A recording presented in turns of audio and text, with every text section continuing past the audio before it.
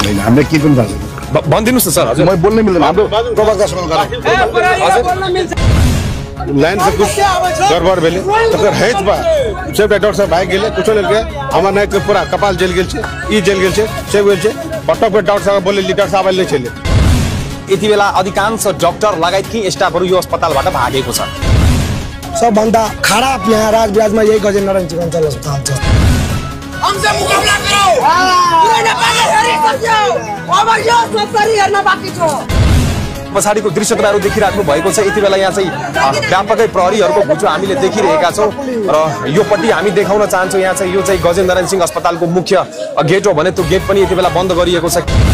यो गजेन्द्र नारायण सिंह अस्पताल यस्तो एउटा अस्पताल हो जुन रिफर सेन्टरको नामले चिन्ने गरिन्छ। जानकारी गरौँ यति बेला हामी चाहिँ सप्तरीको राजविराज अवस्थित रहेको गजेन्द्र नारायण सिंह अस्पतालमा उपस्थित छौं र जानकारी गरौँ यहाँ चाहिँ एउटा एकदमै दुखद घटना यति बेला घटेको छ। यहाँहरुले जानकारी गरौँ एनआईसीयू वार्डमा सर्ट सर्किट भएको कारणले गर्दा एकजना शिशु घाइते भएको छ। 1.5 घण्टा मात्र भएको थियो त्यो शिशु जन्मेको। थप उपचारका लागि ती शिशुलाई यति बेला चाहिँ विराटनगरतिर लगिएको छ भनेर जानकारी पाएका छौं। हम परमेश्वर यादव के समस्या भयो? समस्या हमारे नाती का मतलब इनले पेशेंट डिलीवरी भर्खर भेले अगर आज इनले विजय भर्खर मतलब बच्चा बढ़िया से जन्मले सभी ठीक भेले अगर बाद ऐसा कि लाइन से कुछ गड़बड़ भेले तकर हैत बा सब डॉक्टर साहब भाग गेले कुछो नहीं के हमर नाक के पूरा कपाल जल गेल छे ई जल गेल छे सब गेल छे पटक पे डॉक्टर साहब बोले डॉक्टर साहब आइले छले पटक फिर बोली प्रशासन के लिए बोले के प्रशासन के बात हित पर गेले डॉक्टर साहब कहे आज के हेर् दिन भोलि हेर्छु मान्छे भरिसकेको छ भोलि हेरेर हुन्छ। अहिले पनि बात फेरि इन्स्पेक्टर साहबले आउनुभयो हाम्रो जिल्लाको टोली आएर इन्स्पेक्टरले वार्तामा बसौँ भनेको हामी गयो ठिक छ। हामी गएपछि वार्तामा बस्न गएको फेरि उहाँहरूले के भन्नुभयो हस्पिटलमा यदि मान्छे स्टाफहरूले पनि हामी वार्तामा बस्दिन सबै हाम्रो सुरक्षाकर्मी लिएर जानुभएको हामीलाई वार्तामा बसौँ अब यसो नै गरौँ अब जे होस् भइगयो हामी वार्तामा जाउँ वार्तामा बसेर कुरा हुन्छ कुनै समस्या सम्झाउनुहुन्छ त्यो पनि हामी गएपछि उहाँहरूले त्यो पछाडि हामीले केही गरेन अब वार्तामा नबस्ने हामी उहाँले प्रशासनले भन्नुभयो त्यसपछि हामी आफ्नो गएर आए बिरामी अब मान्छे मेरो नाति अब पुरा कपाल जलिसकेको छ। शिशु जन्मेको कति दिन भएको थियो? भर्खर आज जन्मेको 2 घण्टा जन्मेपछि यस्तो भएको कुरा सटेपछि त्यहाँ पनि बच्चा कोही छैन हामी त निकाल्दा पनि हुन्थ्यो त्यहाँ पनि सर्ट सर्किट भएपछि हामी निकाल्दा हुन्थ्यो सबै भागाभाग भयो कम्ती आउनुपर्छ त्यही पनि ठिकै जे भयो भइगयो। हामी अब कुन तरिकाले जाने त्यो तरिकाले बसौँ हामी उहाँहरू हामी टेर पुछे केही लगाएर त्यसपछि हामी अब के गर्ने हामी त त्योभन्दा ठुलो अब आन्दोलन गर्नै पर्यो हामीलाई। त्यसमा अहिले त्यो शिशुको अवस्था कस्तो छ? शिशु अब भर्खर हामी लिएर विराटनगर जानुभएको छ बाटोमा छ त्यसपछि त्यहाँबाट के खबर आउँछ हामीलाई यहाँ पुगेपछि हामी मात्र थाहा हुन्छ हामीलाई। यो कसको लापरवाहीले लापरवाही main doctor in charge Dilip Shah हुनुहुन्छ।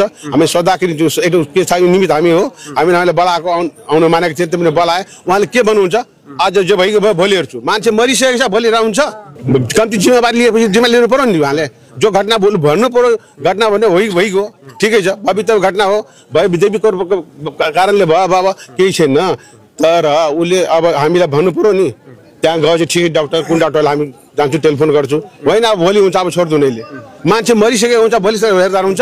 त्यही भएर हामी यहाँ सबैले जम्मा गरेर प्रशासन पनि आए प्रशासन पटक उहाँले रिक्वेस्ट गरौँ हामी पनि लिएर 5 जना तपाईहरु जानुस् हामी गएको हामी प्रशासनले पनि हेपो अनि वार्तामा नबस्ने रे त्यही भन्नु उहाँले। घर चाहिँ तपाईहरु कहाँ छ? हाम्रो घर विष्णुपुर हो मेरो नाति घर कटिया हर्दिया पर्छ हङ्गामा हुन्छ विश्वासहरूले यहाँको पुलिस प्रशासनलाई पनि सोद्धा पनि हुन्छ हामीले गएको पटक उहाँसँगै जानुभएको हामी उहाँले अब टेर पुछ हामीले केही लागेन वार्तामा बस्दिनु भन्नुभयो त्यसपछि हामी गएर लियो हामी यो प्रहरीकै सामनेमा यहाँ तोडफोड भयो हो हामीले के पनि थाहा छैन भनिदिनुस् न सर। हजुर म बोल्नै मिल्दैन हाम्रो प्रवक्ता भनिदिनुस् न हजुर बोल्न मिल्दैन हजुर।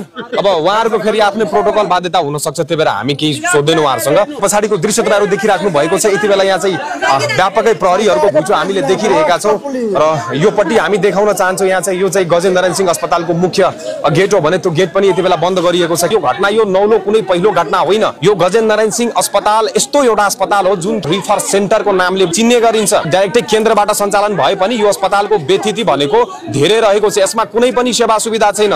यहाँ बिरामीहरू आश लिएर आउँछ तर बिरामीहरू उल्टै यहाँबाट दुखी भएर बिरामी भएर फर्किन्छ। यस्ता यस्ता घटना यो अस्पतालमा व्यापकै घट्दै राख्छ। मेरो नाम नीतिश कुमार यादव नेपाल विद्यार्थी संघको जिल्ला उपाध्यक्ष हो। अहिले यहाँ चाहिँ के घटना भयो? यहाँ एसडीयू को अवस्था गएर तपाईहरु गएर हेरिहाल्नु कस्तो अवस्था छ। त्यहाँ एकजना बच्चाले आगो लगाएर झर्काइसक्यो। कसरी आगो लागेको? त्यो बच्चालाई अब त्यहाँ गएर त तपाईहरु आइसियूमा हेर्नु माथिदेखि झडो आगो लगाएर सर्ट सर्किट भएर त्यहाँ अब 2-2 घण्टामा मेसु चेन्ज हुन्छ यो गजेन्द्रनारायण चिकित्सालय अस्पतालमा। तपाईहरु हेर्नु नै भएको छ। उहाँको सम्पूर्ण भिडियोहरु पनि भाइरल भइसकेको छ। तर पनि अहिलेसम्म स्वास्थ्य मन्त्रालय त्यसमा कुनै केही गरेको नै छैन। त्यहाँ डाक्टर छैन, एउटा अहवाललाई इन्चार्ज बनाएको छ। त्यो 18 महिना पढेको मान्छे के इन्चार्ज गर्न पाउँछ? 100 डाक्टर चाहिँ त्यसलाई बनाएको छैन, केही छैन, कोही छैन। सबभन्दा खराब यहाँ राजब्याजमा यही गजेन्द्रनारायण चिकित्सालय अस्पताल छ।